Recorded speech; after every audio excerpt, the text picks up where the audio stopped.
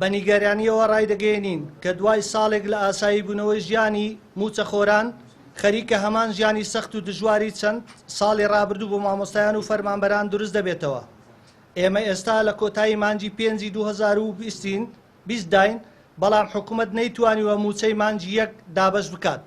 بۆیە یەکەم هۆشداری دەدەین لە شکستێنانی کەرتی پەروەردە و دابەزینی ئاسی زانست و زانیاری قوتابیان و نەمانی ڕێز و شکۆی مامۆستایان و ناوەندەکانی خوێندن.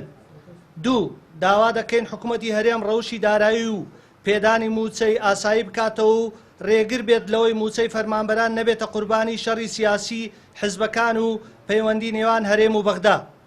سێ گردبوونەوە و خۆپیشاندان بە مافێکی سروشتی هەموو تاکێک دەزانین، بۆیە داوا دەکەین سەرجەم مامۆستایانی دۆگ ئازاد بکرێن. چوار لە بەرامبەر جێبەجێ نەبوونی داواکاریەکانمان هەموو دەرگایەک بەڕوومان واڵایە بۆ ئەنجامدانی هەر چالاکیەکی مەدەنی دوور لە تونند و تیژی، چونکە ئێمە داوای مافی خۆمان دەکەین، دژی هیچ کەس و لایەنێک نین و نابین.